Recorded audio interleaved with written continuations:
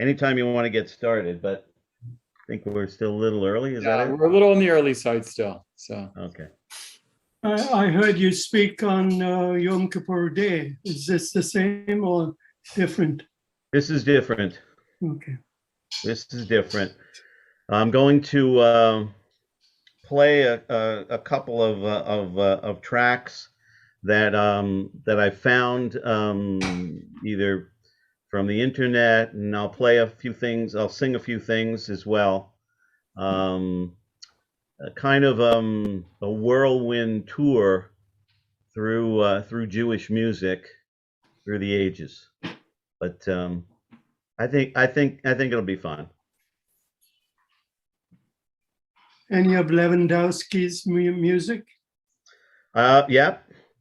Yep. So yeah, a little let's see, I've got a little Rossi, Lewandowski, a little Rosenblatt, you know, little some stuff here and there. Yeah. I'm sure you'll recognize most of it. A nice mix. I have the High Holiday music book of Lewandowski's. Oh yeah? Oh. Yeah. Well, that's, you know, it probably is the most, you know, popular settings that people use on the high holidays. Yes. And why not? He was a master. Changed Jewish music. Hello, Cantor. Hi. Excuse me for 5 minutes. Yeah. So we'll give it one more minute for people to come in. And while people are coming in, I want to encourage everyone to turn your cameras on because it's the closest thing we get to having community online. Otherwise, we're just making community with your name. And that's you know not as fulfilling. So if we can see you, it's easier for us to connect. I know you just want to see us, Rabbi. Yeah, and let's face it, all the people who are putting on their cameras are good looking right now. So That's true. so it makes it even better. And then people here, this is the truth is that people here, well, they're really good looking people at Beth Israel. So that's where all the cool people hang out. So we want to be there. Cantor Menes, it's Jonathan Berkowitz. I just want to make sure that you got my emails. I did, and I was wrestling with you were asking about Purim, right? Yeah. Yeah, and I was wrestling. You're familiar with the holiday. I've heard of it, but usually I'm way too inebriated to understand it. Then you're doing it right. I'm doing it right, yeah. And so anyway, I'm sorry I didn't get back to you. I was kind of wrestling. I don't know, can I do it or not? You know, that kind of thing. So okay, I will. Well, yeah, and by all means, give me a call. I can talk you through a little bit more about what's involved. I will. Okay, great. Thanks. So we are at 7:32, which is exactly the time I like to start these programs. And again, I want to encourage everyone to put your cameras on to help us feel part of a community. Unless unless you're eating right now and you've got like ketchup running down your mouth or something, then we get it. Otherwise, we'd love to see you. And as you heard from Maurice before, Cantor Menes indeed did do a program for us on Yom Kippur about the music of the high holidays. And as Dory's putting up her thumb, we all know that it was excellent. And so, I mean, the whole holidays were great. You did a wonderful job, but the talk that you gave about high holiday music was so fascinating that everyone said to me, we have to have Cantor Menes talk about synagogue music in general. So, I'm not going to go into too much of a description, but for those of you who don't know, Cantor Menes is also the chaplain at the Louis Breyer when he's not at Beth Israel. And can I ask people? Oh, yes. So, so two things is, can you put, I'm going to ask you to do two contradictory things. Number one is to put your camera on, and number two, to put yourself on mute. So, except for you, Cantor Menes. Okay. You can leave yourself off mute, and if everyone else can put themselves on mute and put your camera on, that would be great. So I'm going to turn the microphone, proverbial microphone, over to you. Okay. All right. Welcome. It's great to be here. A little bit about this program and about myself. First of all, I'm not a musicologist. Um, I love Jewish music, studied it to some degree, but looking at Jewish music through history is a little more difficult than what I can put together in a couple of days. However, what I thought would be interesting is to show how music of the service has changed, not in terms of the melodies so much, but in terms of how it's presented in a service. And I think you'll understand exactly once we get into the examples.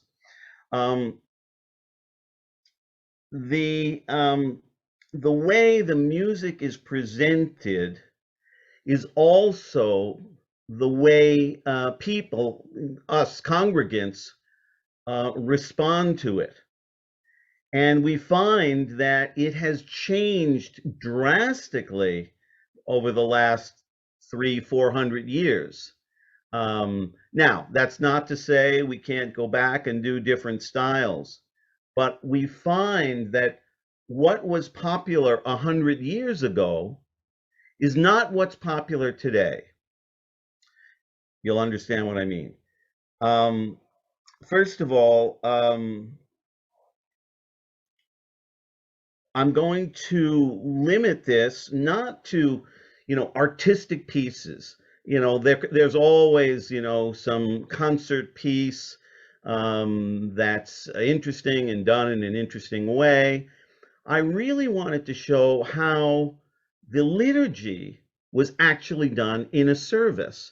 Now, of course, some of the recordings that I have are, they are done as a concert thing, but really, I want to show, oh, this is the way we might have done it in a service. So the earliest actual recording that I could find, that we could probably find, is from Salomone Rossi. Now, Rossi was a pretty prolific composer in Renaissance Italy in the 16th century. And he wrote music for the service, not just concert music. And so getting into this, I just want to play this piece. Now, I'm not sure how it's going to come out over the Zoom. We tried some things last night to make sure the sound was good, but I did not try this recording. So let's see how this comes out. This is Rossi's Kaddish.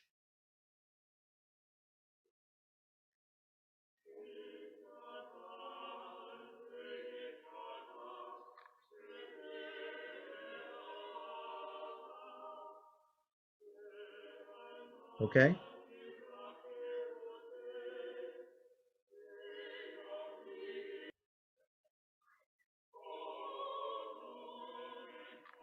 If I can suggest turning up your volume, that's what I did, and it worked for me.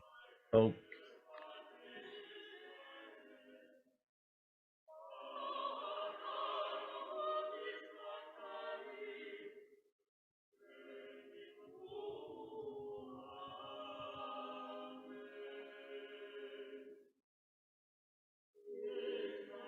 How's that?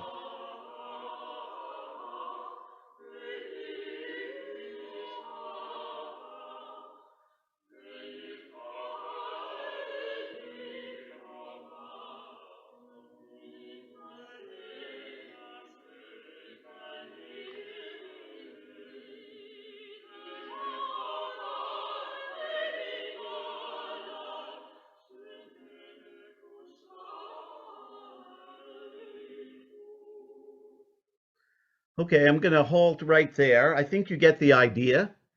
Did that come across okay in the end in terms of the volume? Just give me a thumbs up or a down. Okay, good. So if you were living in Renaissance Italy at that time, this would not be unusual. This would be part of the service.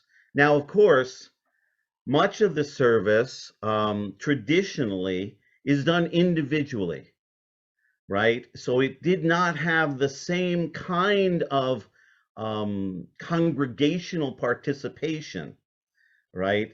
There were, however, set pieces that were literally performed, and this was one of them. And as we go forward, we see that the music of the surrounding culture was reflected in the way the liturgy was presented. Moving forward, next one we might expect, in the early 19th century, we have Sulzer and Lewandowski. Now, they also wrote choral settings as part of the liturgy. This wasn't a concert piece, this was part of the liturgy. And people did not necessarily sing along with it, right? It was a presentation, if you will, but it was part of prayer. Now, Lewandowski and Sulzer changed synagogue music and synagogue leadership completely, because prior to them, it was very rare to have leaders that were, let's say, trained musicians, trained in conservatories and well-educated musicians. Often they were extremely talented musicians, but Lewandowski particularly elevated the role of the cantor and the composer. And so his compositions were not only well used, but they were well respected. And we do know that Lewandowski was a contemporary of Beethoven. They actually knew each other and by all accounts respected each other. So here is the Tzadik Katamar that many of us know. We sing every Friday night. Here is the way Lewandowski arranged it.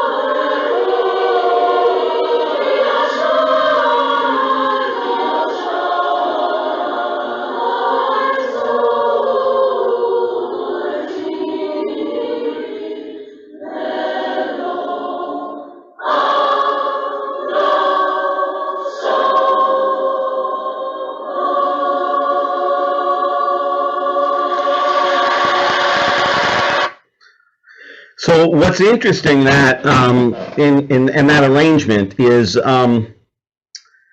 we hear a large choir behind it, and that would not be unusual. Lewandowski, of course, there probably would not be women singing in his choir, but we would never hear that with Rossi, right? That sound would not be part of it.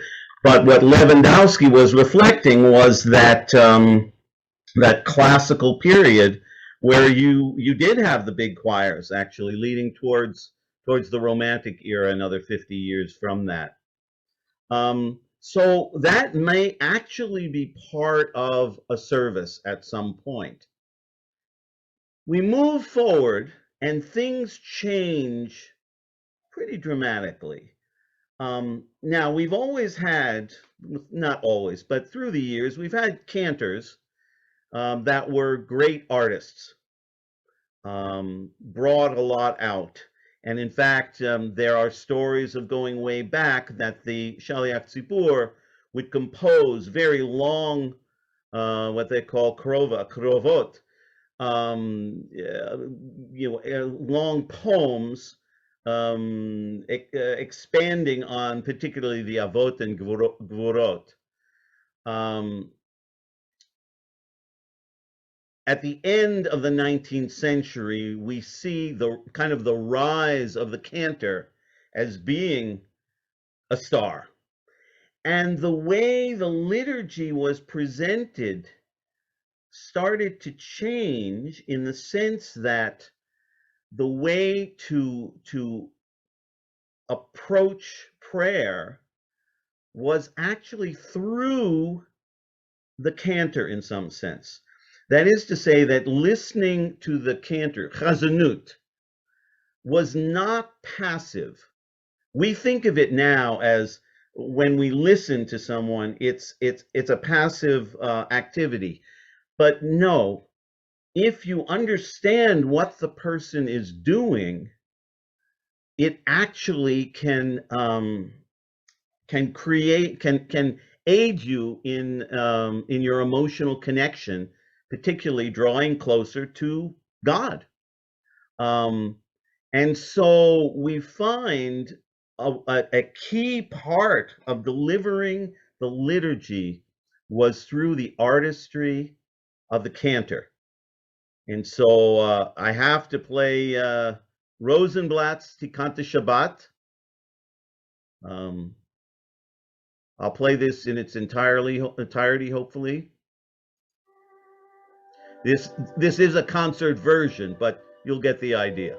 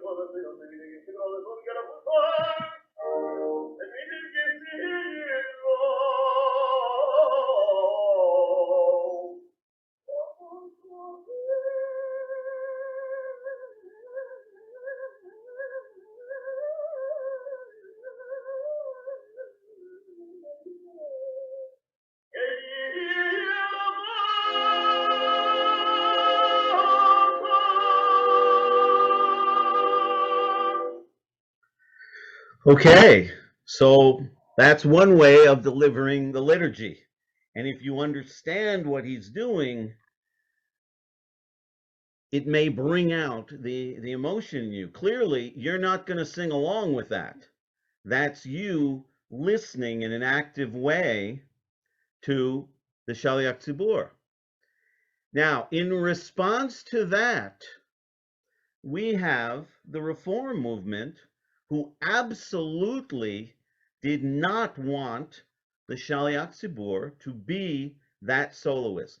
That's not to say there were not great cantors in the Reform movement who would perform that, but generally not within services. And so what did they do that changed things so radically in the Reform movement? Well, I actually tried to get some of the arrangements from the 1897 hymnal. It's called the Union Hymnal.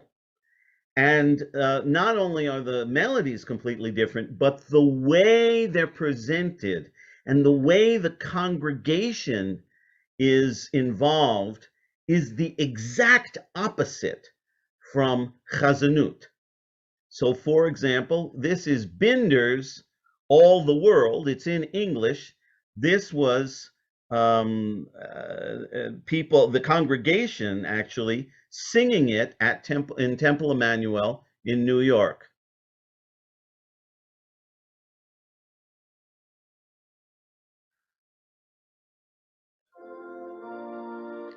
Organ, not unusual.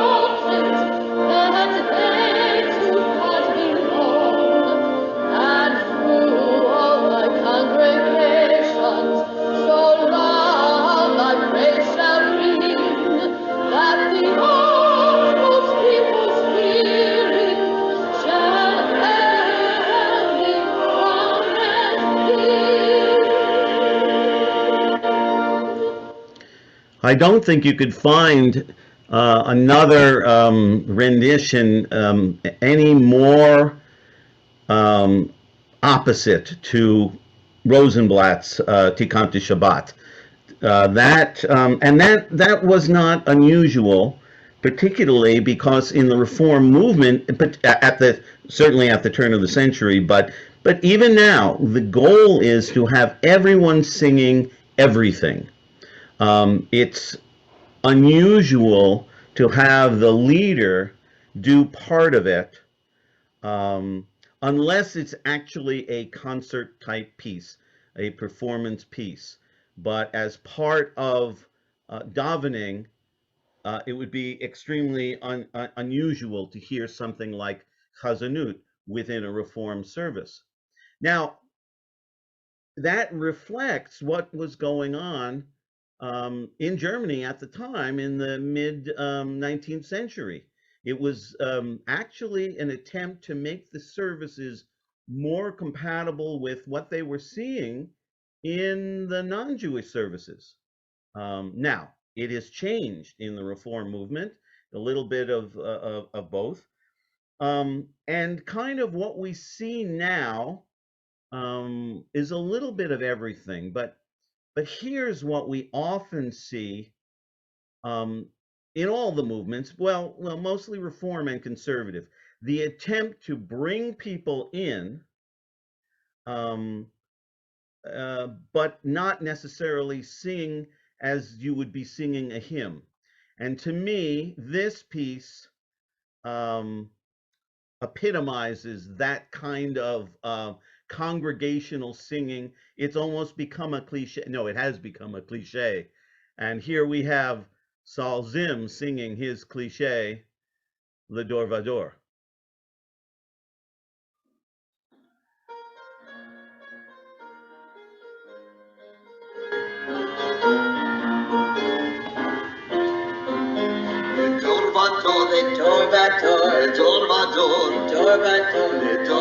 Oh, you can sing along if you'd like. Le Dor Vador, Le Dor Vador, God Lecha.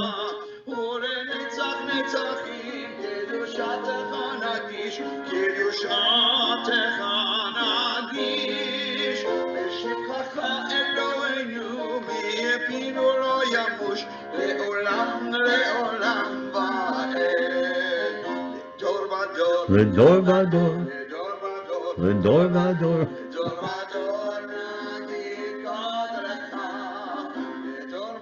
Le Dor Vador, Le Dor Vador.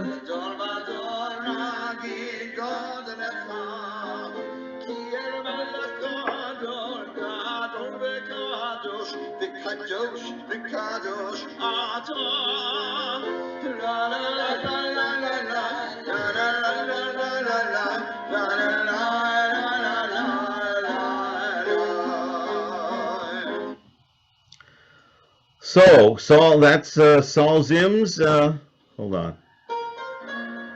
I don't think we need to hear it again.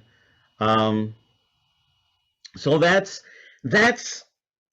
the attempt to bring people in to sing the liturgy, but not necessarily to do it without the leadership.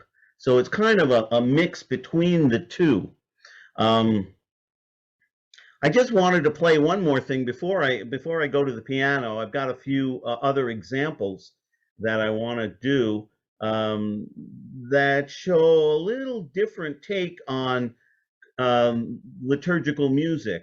But here's an interesting one that's different because it comes from the Sephardic tradition.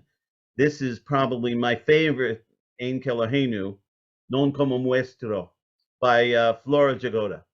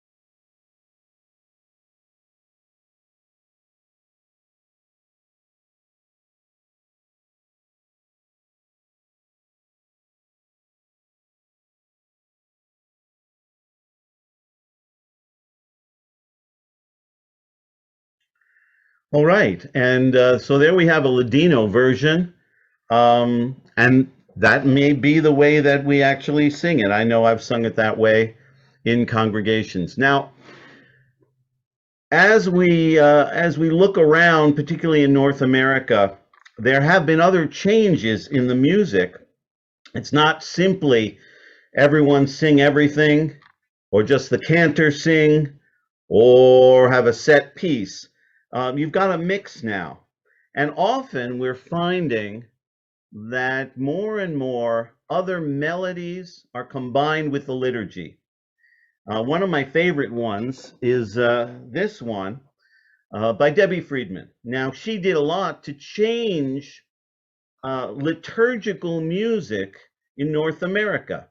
And it's really strange because she made it very clear that she was not writing liturgical music.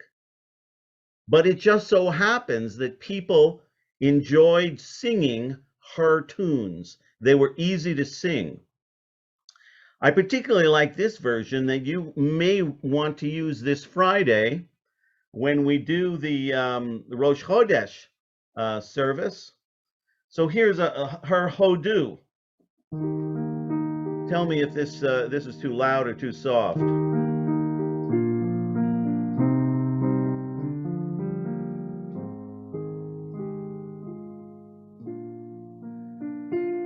Is that loud enough? Okay, good. It's going to be louder.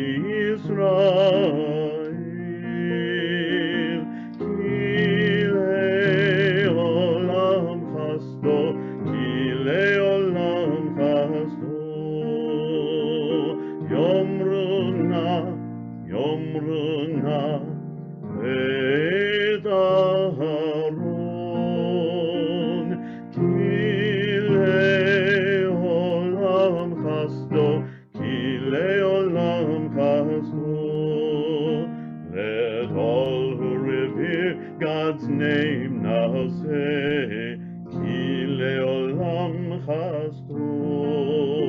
Sing praise to God, for God is good. Ki leolam chasto. Yomruna, Yomruna, Yireh Adonai.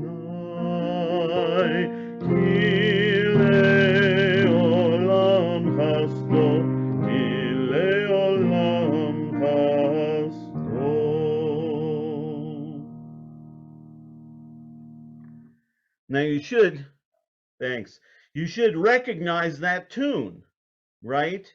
Many of us first heard it in the movie Ordinary People. If you remember that movie with Donald Sutherland, won an Academy Award. That's the Pachelbel canon. And it's been used many times. There's wedding music that use it, whatever. That's one example of it. People can sing along easily, and it's a nice melody. If you were in the High Holy Day services, particularly on Yom Kippur, you know that I use that funky tune, "Oh Hallelujah," and I actually originally used the tune for Hodu Ladonai Ki Tov, and it goes like this. And it's the same idea, to try to get people to join in, but not necessarily take over the whole song.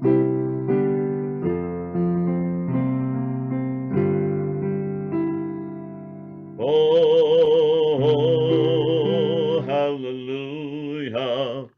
Oh, hallelujah.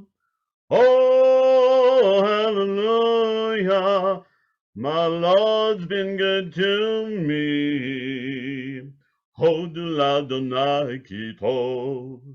Ki le'olam chasdo, hodu l'Adonai ki tov, ki le'olam chasdo, oh, hallelujah.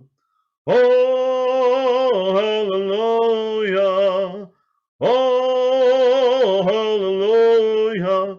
My Lord's been good to me. Yomana Yisrael.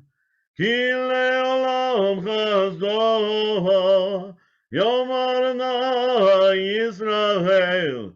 Ki le'olam chasdo. Oh, hallelujah. Oh, hallelujah. Oh, hallelujah. My Lord's been good to me. Yomru na yirei Adonai. Ki le'olam chasdo. Yomru na yirei Adonai. Ki le'olam chasdo.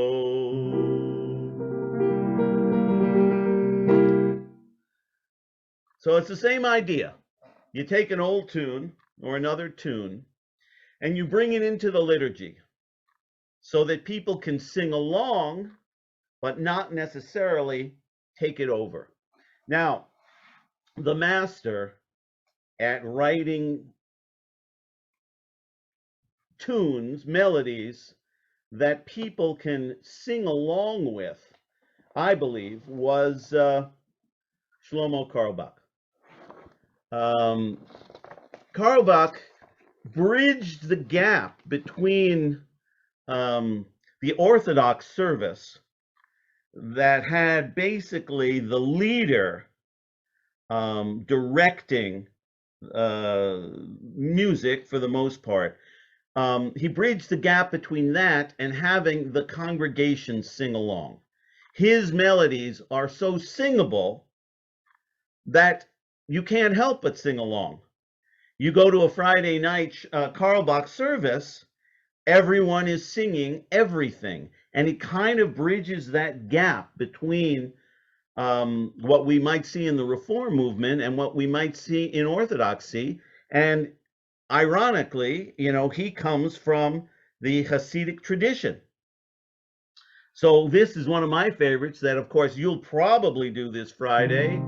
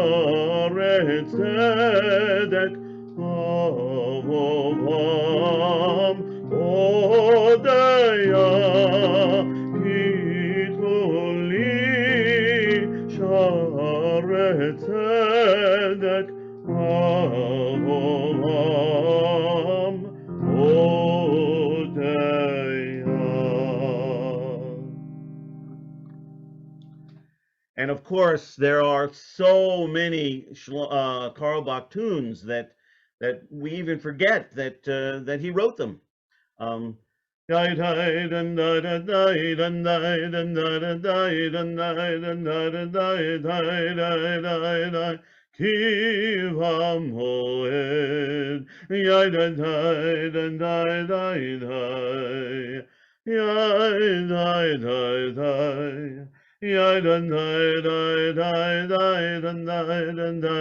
Etc.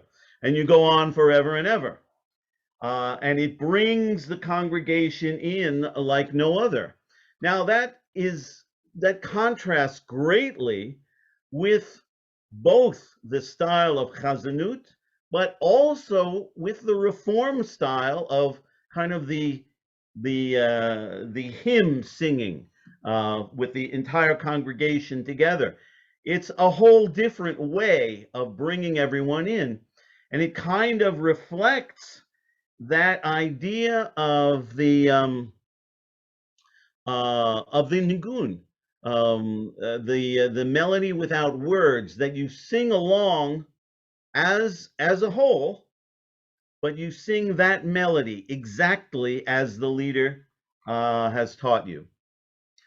So that is pretty much the presentation that I had. I just wanted to sing one more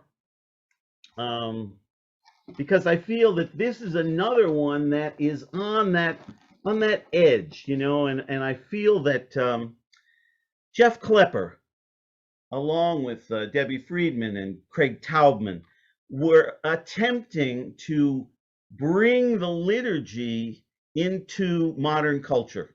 They looked around and they said, well, what were people singing? What appealed to people? And this piece by Jeff Klepper, I think most of you know it, Shalom Rav.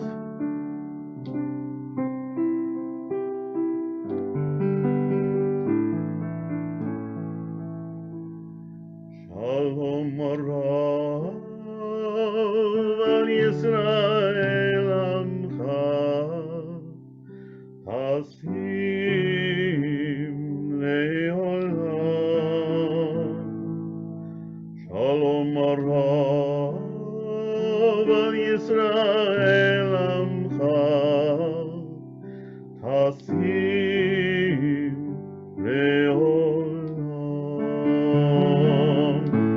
Ki ata melech adon lechol hashalom. Ki ata melech adon lechol hashalom. Shalom Rav al Yisrael Amcha Hasim Leolam. Shalom Rav al Yisrael Amcha Hasim Leolam. V'tol b'necha levarech et amcha Yisrael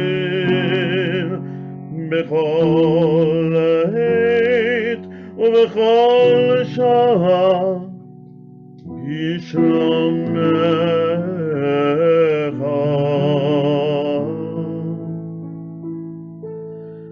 Shalom Rav al Yisrael Amcha Hasim Leolam. Shalom Rav al Yisrael Amcha Hasim Leolam. Hasim Leolam. Hasim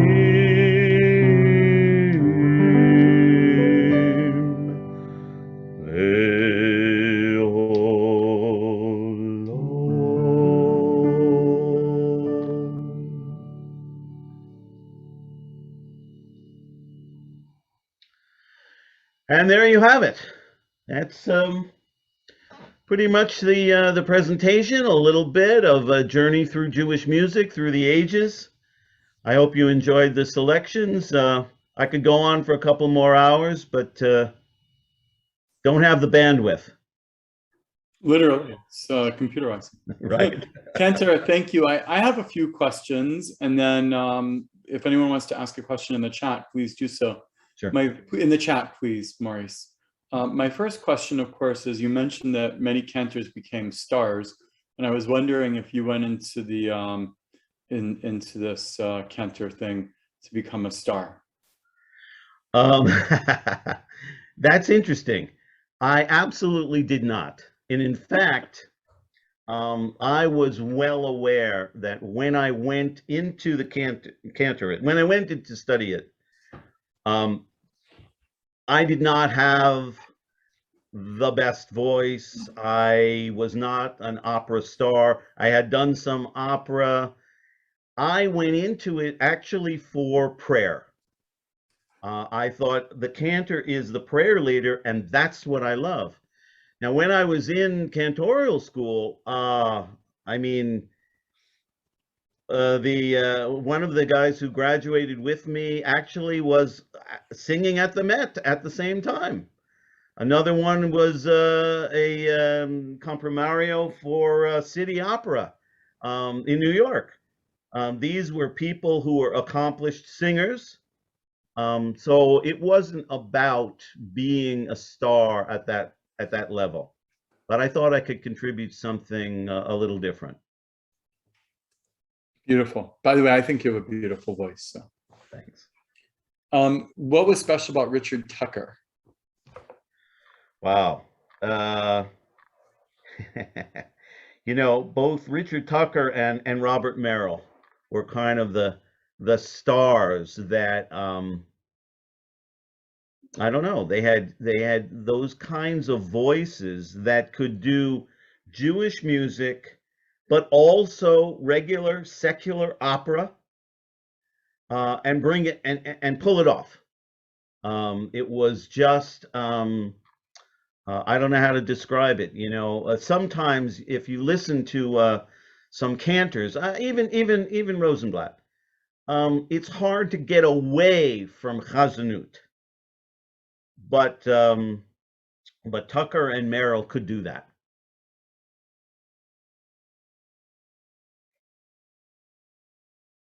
Marie says he loves to harmonize.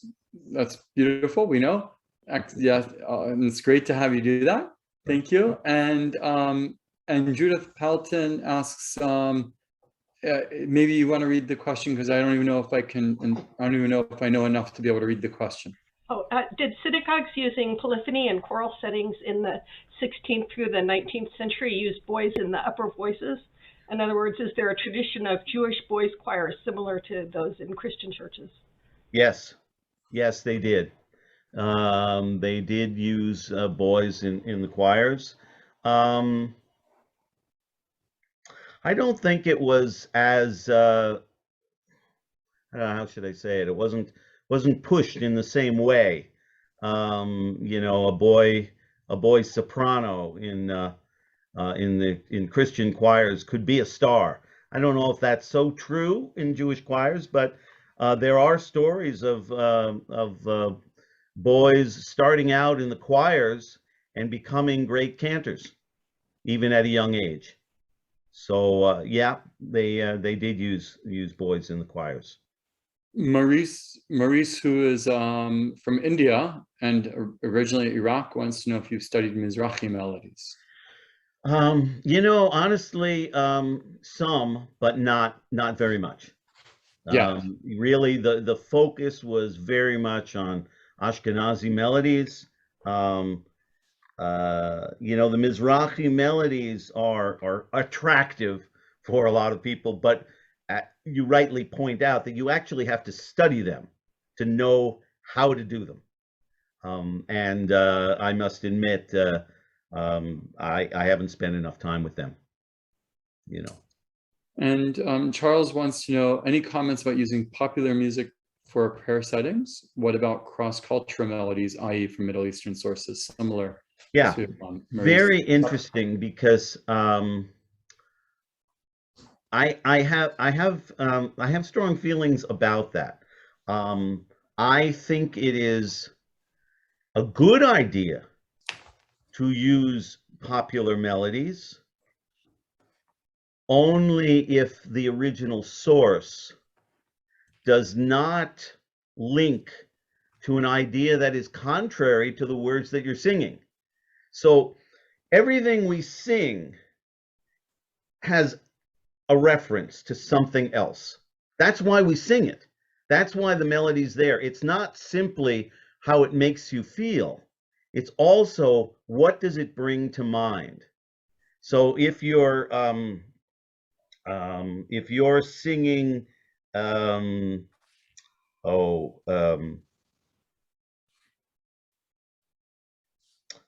trying to think of a good one. I mean, if you're singing Erev Shel Shoshanim, you know, to liturgy that talks about God's love, that seems to me to make sense. You know, yes, it's a different context, but at least, you know what, that's what that brings to mind.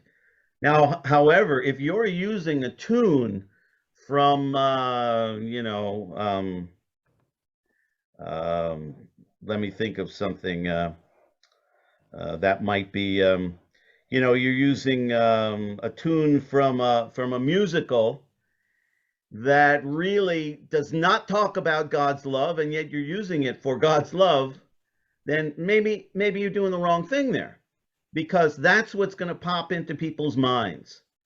Everything we do, every melody we use has another reference. So let's do it for a reason, you know, and if the reason is we're going to use that emotion to propel us forward, excellent. But if not, I have trouble with it. That is why I have trouble with the melody that's often used for the end paragraph of the end of the first paragraph of Aleinu.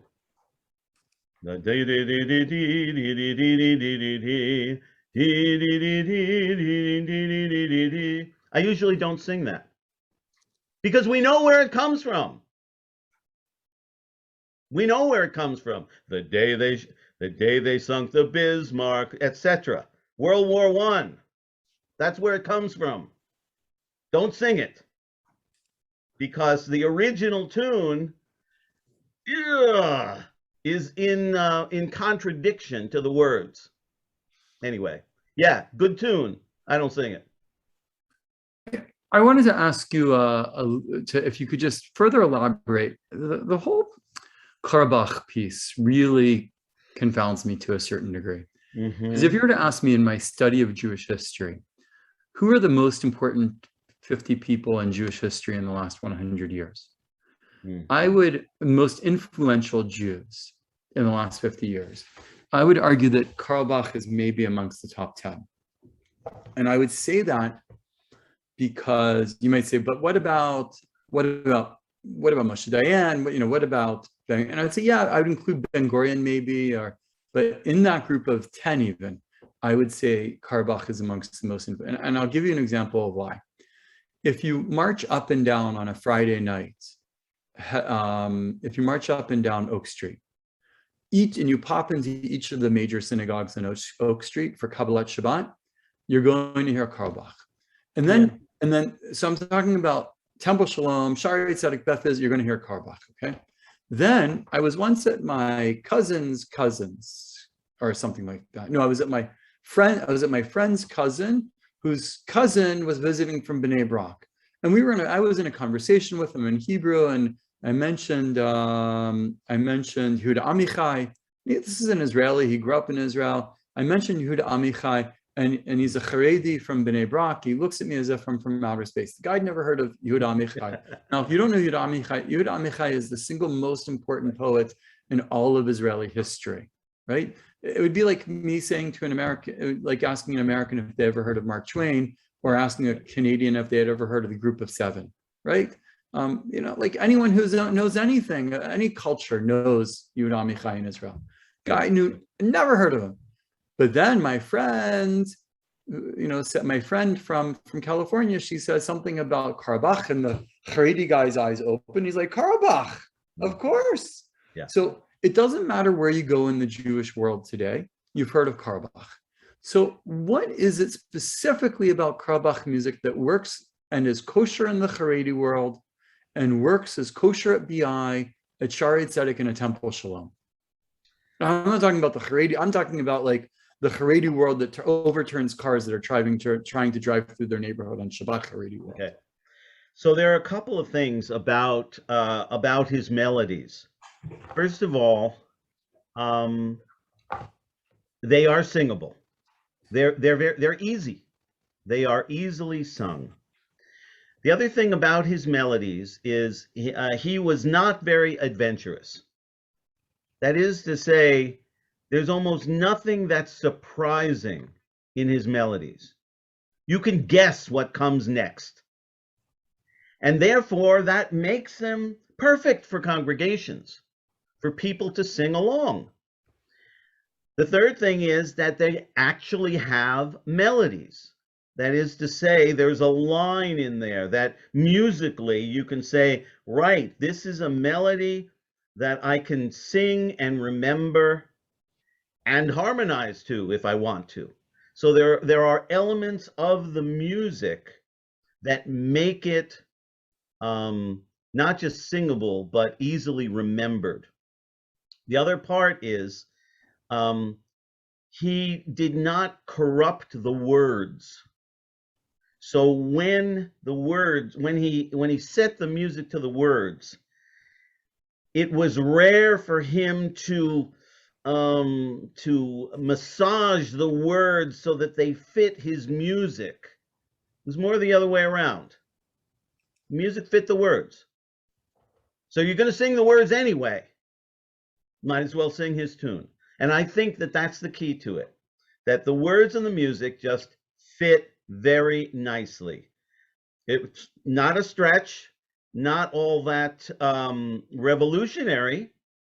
You know, he didn't use great syncopation. He didn't use strange chords in there. It's straightforward stuff.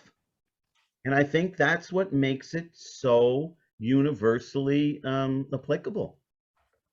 Excellent. I think that makes a lot of sense. And I remember hearing someone say about someone who's a musician around today, say, this person's the next Karbach. And I thought, no, he's not, because that person's music is way too difficult for me to understand. Yeah. And if I can't get it, then the average person can't get it, because I'm the average person when it comes to music. And so that person's never going to be the next Karbach. You know, it's interesting when you also think of pop music, you know, and people look at Bob Dylan and say, you know, what makes his music so great? Because the truth is, the melodies that he used were like extremely simple. He didn't do anything that fancy. Blowing in the Wind, just listen to it today. There's nothing fancy there, but you can sing it and you can remember it and it says something. I think Karbach has a lot of the same there. Cantor, we're headed towards 8:30. We're very aware of time. I first, and of course, you said the word, I didn't want to call it a night until you said syncopation. And so now that you've said syncopation, I feel like we can call it a night. Right. So I want to say thank you for saying syncopation. Am I saying it correctly? You know, syncopation, yes. Okay, good. I want to say thank you for this excellent presentation. Clearly, all the work you put into it, finding all this great music, and not only talking about it but presenting it. It's great. And I want to mention that we have a 3-part series for Hanukkah coming up as our prime time, and it begins with on what's the date, Diane? It begins on November 17th at noon, special time. Noon. Special time, November 17th at noon. Prime time BI goes to noon, and it's with and the reason it's going to noon is we have Professor Daron Lopez zooming in from Israel, and it was either late at night or early morning, and apparently he's a late at night type of guy. So he's going to be speaking about the real history of Hanukkah. And this is only going to be told here. He's going to be looking at the difference between the telling of the story from Maccabees 1 and Maccabees 2, which is actually very relevant and will then lead into the next 2 primetime Hanukkah series. So please join us for that. Great. And again, you know, Cantor Menes, it's not only a pleasure working with you on the Bima, but it's a pleasure working with you in Zoom. I have Thank just you. one last question I want to ask, I want to go back to the beginning Mhm. a little bit and ask, can you think of any music that was really written by Lewandowski or any one of those greats, early greats, for the synagogue, but then the church said, wait, this is great, let's bring it into the church as well? Not to put you on the, do you know of anything like that? Nothing actually comes to mind immediately. I'll think about that, you know. The early church music borrowed a lot from the cantillation of the Torah. There's good evidence that the medieval psalmody has some linkages, but I can't think of any you know, key tunes or things like that that were brought in from the synagogue to the church. I'll think about that. Excellent. Just wondering. And vice versa, is there anything that clearly came not from pop culture, but from the church that then got brought into the synagogue? Do you know anything about that? Well, we know that you know, Zulzer and Lewandowski definitely knew the music of and perhaps used Haydn and Schubert and classical music in that sense. So I can't think of a specific piece, but we know that there was a lot of stuff going back and forth, knowledge going back and forth, if you will. Don't have one in the top of my head right now. Not a problem. Great. Thank you. Okay. Thank you, Cantor Menes. Thank you, everyone, for joining us tonight. And we look forward to seeing you on the fortnight for Hanukkah as we gear up for Hanukkah. Okay. Thank you very much. Thank you. Very much. Thank you, Rabbi. Thank you, Diane. Thank you. Cantor, I really Thank you all. enjoyed it. It was wonderful. Great Wonderful. Thank you, evening. Rob. Thank you, Rob.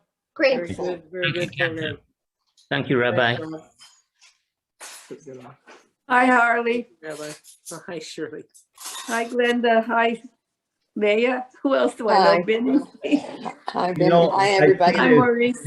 before we go, I see in one of the notes in the chat, someone mentioned "Comfort ye my people," you know, from Handel's Messiah, and in fact, you know, in terms of the words, there is tremendous overlap, of course, and in fact, much of Handel's Messiah, in fact, almost all the bass solos are from our Bible, and I only realized that after singing it the Messiah 20 times and then studying the Hebrew and saying I'm singing the same thing here. But yeah, word for word, there's quite a bit of overlap. It's the melodies that's it's hard to. And I bet Hallelujah is now being played in churches. The word often. I sang Comfort Ye at the Memorial United Church as part of the Messiah. My voice teacher was a conductor. And it's gorgeous. I mean, I love that. And you know, the one that I sang, of course, that's the tenor one. The bass one, but who may abide. You know, it's just tremendous. And the words are, you know, our words. And every valley. Every valley. Yeah. Okay. I was gonna, Cantor Menes, after everyone's off, I'll show you something for a second, and I'll see if you know this piece of music. Thank you. Good night, everybody. Bye. Thank you. Bye. Good night. Good night, everybody.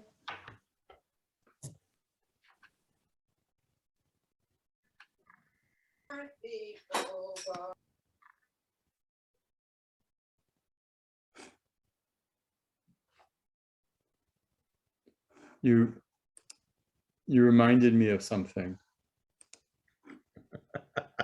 I always remind people of something.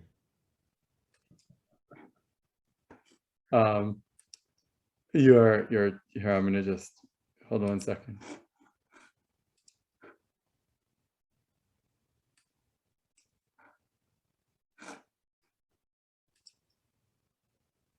Good night, Stan.